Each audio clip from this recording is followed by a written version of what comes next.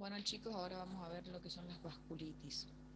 Las vasculitis comprenden un grupo heterogéneo que tienen como característica en común la inflamación y a veces la necrosis de la pared de los vasos sanguíneos. Estas vasculitis pueden aparecer de forma primaria, sin causa identificada, o sea, de etiología desconocida, o de forma secundaria asociadas a algún agente infeccioso, farmacológico o alguna enfermedad neoplásica o del tejido conectivo. Hablamos de distintos mecanismos etiopatogénicos para explicar el por qué se producen, como es la formación de inmunocomplejos, por ejemplo. Esto está dado porque se depositan en las paredes de los vasos, provocando un aumento en la permeabilidad endotelial y así también provocando la activación del complemento, principalmente el complemento del C5. Este C5 atrae a los neutrófilos que a su vez tienen en sus lisosomas dos enzimas. Cuando estas enzimas se activan, se mueven hacia la membrana plasmática y ahí quedan expuestas al autoanticuerpo ANCA. Este las va a estimular y así se provoca la degradación del neutrófilo que libera radicales libres y así hace un daño tisular. Bien, esa es la etiopatogenia de la formación de los inmunocomplejos. Por otro lado, tenemos también lo que son las reacciones de hipersensibilidad retardada, la tipo 4, que esta se produce más que nada por los linfocitos CD4 previamente activados por algún antígeno.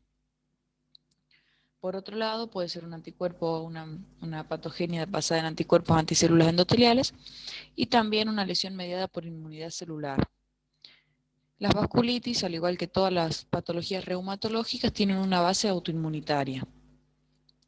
Cuando nosotros hablamos de vasculitis, las vamos a distinguir como las vasculitis de los grandes vasos, las vasculitis de vasos medianos, las de vasos pequeños, y además podemos tener vasculitis de vasos variables, de órgano aislado, asociadas a enfermedades sistémicas, y las asociadas con una probable etiología, como son aquellas que se asocian a la sífilis, al virus de la hepatitis C, de la hepatitis B, neoplásicas o inducidas por fármacos. El doctor Cahen pregunta, o sea, es pregunta de examen vasculitis del doctor Cahen, y él dice, ¿cómo se clasifican? Y las clasificamos en las vasculitis de vasos grandes, de vasos medianos y las de vasos pequeños. Por ejemplo, si nosotros tenemos una clínica donde el paciente cursa con un síndrome de claudicación intermitente, con ausencia de pulsos, con algunos soplos vasculares, asimetrías en la presión arterial y dilatación aórtica, vamos a estar hablando de vasculitis de grandes vasos.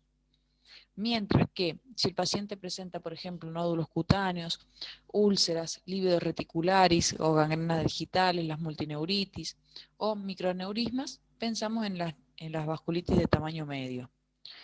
Y en el caso de que nosotros tengamos púrpura palpable, urticaria, glomerulonefritis, hemorragia alveolar, escleritis, epiescleritis, uveitis, vamos a tener lo que son las manifestaciones propias de las vasculitis de vasos pequeños. Por otro lado, es muy importante que nosotros también sepamos reconocerlo y pensar en una vasculitis en aquellos pacientes que hacen reacción de hipersensibilidad al frío. Hay pacientes que, expuestos a bajas temperaturas, desarrollan en sus miembros inferiores una púrpura palpable, una livido reticularis, ¿bien? Entonces tenemos que también pensar en una vasculitis y buscar el origen. Como es una patología autoinmune, va a cursar con síntomas inespecíficos. Puede haber fiebre, pérdida de peso, fatiga, malestar general, artralgias o artritis. Y cuando nosotros solicitamos una prueba de laboratorio es que vamos a encontrar la repercusión orgánica de este síndrome vasculítico. La única prueba y lo único que yo tengo para confirmar la existencia de una vasculitis es la biopsia. ¿Sí? Yo tomo una muestra de tejido, hago una biopsia y evidencio histológicamente las lesiones. Vamos a tener manifestaciones que son en general para todas las vasculitis. A nivel de la clínica, los síntomas constitucionales como es la fiebre, astenia, dinamia, pérdida de peso, y también se pueden encontrar asociados a distintas disfunciones como es una escleritis, epistaxis, enfermedades crónicas de la vía aérea superior, hemoptisis, las glomerulonefritis, las hemorragias alveolares, la púrpura palpable, como habíamos dicho, alteraciones del pulso o en las neuropatías. Muy importante esto porque a nivel del laboratorio vamos a encontrar hematocrito, un recuento leucocitario con fórmula, creatinina, eritrosedimentación, o sea la BSG, la PCR o la proteína C reactiva positiva y sedimento urinario. Siempre solicitamos serologías para hepatitis B y C justamente por las vasculitis asociadas a algún probable origen. Y vamos a solicitar los anticuerpos antinucleares y los anticitoplasmas de los neutrófilos, los ANCA. Vamos a solicitar estudios por imágenes, como van a ser las angiotomografías, las angioresonancias, donde podemos llegar a ver dilataciones aórticas, engrosamientos vasculares, los cambios inflamatorios de los grandes vasos y las aneurismas, como decíamos con las dilataciones. La biopsia es lo que nos va a confirmar el diagnóstico. Se van a biopsiar distintos tejidos: renal, si tenemos un paciente con una glomerulonefritis; piel, si tenemos un paciente con un nódulo palpable o con una púrpura; y también la arteria temporal si sospechamos la arteritis de las células gigantes. Entre las vasculitis de los grandes vasos tenemos lo que son las arteritis de Takayasu, que es una vasculitis que afecta a arterias de mediano y gran calibre, con predilección por el callado aórtico y sus ramas, por lo cual se la conoce con el síndrome del callado aórtico. La arteria más frecuente que suele afectarse después del callado aórtico es la arteria pulmonar, y es una vasculitis que suele aparecer en pacientes jóvenes, menores de 30 años, que van a cursar con síntomas inespecíficos como es la fiebre, sudoración nocturna, artralgias, anorexia y pérdida de peso. Si tenemos una localización, un vaso afectado, puede presentar síntomas localizados, como es una claudicación, mareo, síncopes, un angor, trastornos visuales, ACV.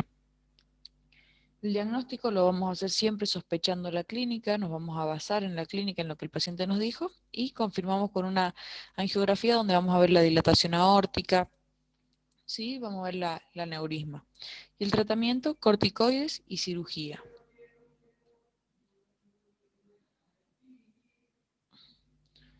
Luego, otra de las vasculitis de los grandes vasos es la arteritis de las células gigantes o la arteritis del temporal.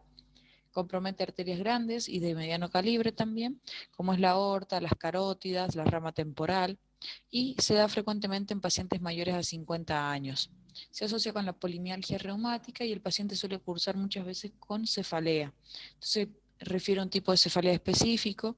Vamos a hablar que es una cefalea hemicraneana con una predilección por un lugar antes que otro, que se desencadena ante determinados eventos. Entonces, pensamos ya en una arteritis de la temporal.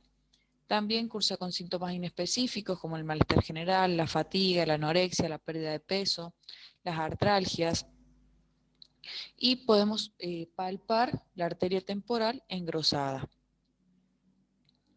El diagnóstico, vamos a encontrar a nivel del laboratorio eritrosedimentación y proteínas C reactivas muy elevadas.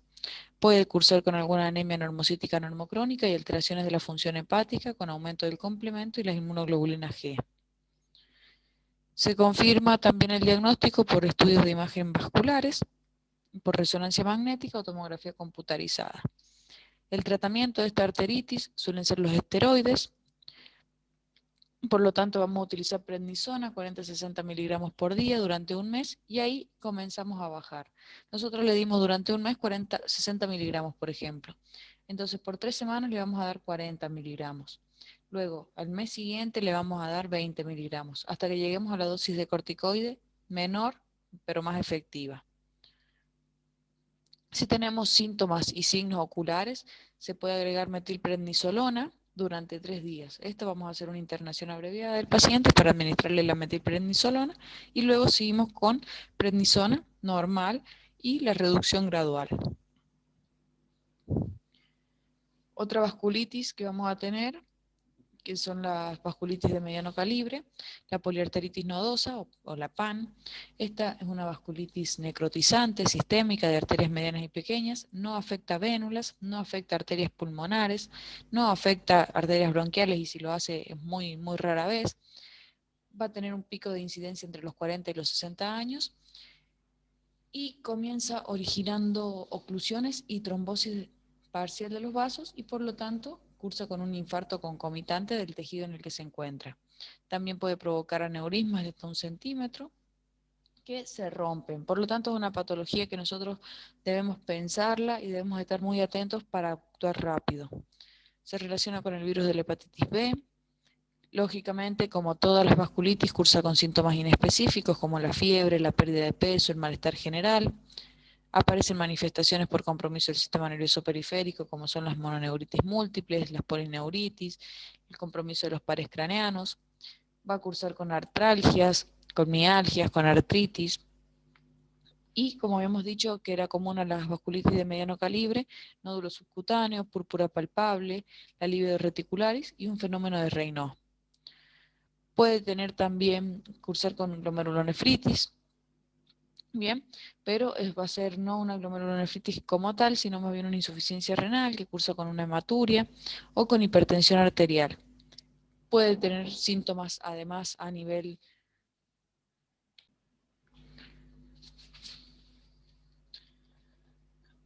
también del sistema cardiovascular, puede presentar alguna insuficiencia cardíaca, alteraciones del electro, pericarditis, como todas las patologías reumatológicas, ¿bien? En los exámenes complementarios vamos a encontrar una anemia de trastornos crónicos, una eritrosedimentación acelerada, leucocitosis con neutrofilia, podemos encontrar antígenos de la hepatitis B positivo y evidenciamos por arteriografía lo que pueden ser microneurismas renales o mesentéricos, que son arterias de meridiano calibre y que me ponen de manifiesto esta vasculitis, pero no son patognomónicas. El diagnóstico se va a basar en el cuadro clínico y lógicamente también en las características histológicas.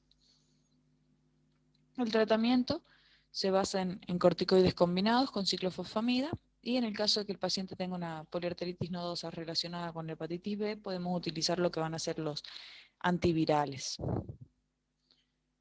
Otra patología también que vamos a tener en las vasculitis de mediano calibre es la enfermedad de Kawasaki.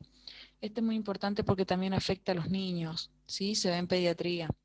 Afecta arterias de mediano y pequeño calibre, pero puede comprometer vasos de mayor calibre. Aparecen niños, como dijimos, generalmente antes de los 5 años de edad y se manifiesta como una enfermedad aguda y febril. Cursa con la lengua en fresa, ¿sí? Presenta todo un petequiado, un malestar general y tiene todas las afectaciones de la gravedad reside en las afectaciones cardíacas que presenta, porque puede cursar con una miocarditis, con pericarditis, isquemia, infarto del miocardio o cardiomegalia. Y luego tenemos las vasculitis de vasos pequeños, como es la enfermedad de Wegener, ¿sí? Que es una vasculitis granulomatosa del tracto respiratorio superior e inferior, que cursa además con una inflamación necrotizante de vasos pequeños y medianos, asociándose a lo que son las glomerulopatías. Se presenta aproximadamente a los 40 años, está igual entre los hombres y las mujeres, no hay preferencias, y la clínica tiene, como todas, un compromiso sistémico, fiebre, mialgias, artralgias, malestar general, pérdida de peso, y cuando compromete la vía aérea superior, que es la forma más frecuente de comienzo, va a cursar con una sinusitis, con inflamación crónica de las vías aéreas superiores, lesiones cicatrizales, lesiones destructivas del septum, o sea, del tabique nasal. También puede cursar con otitis media serosa y con hipoacusias. Tiene otras manifestaciones, ya que afecta también el tracto respiratorio inferior, como va a ser la disnea, la tos, la hemoptisis y el dolor pleurítico.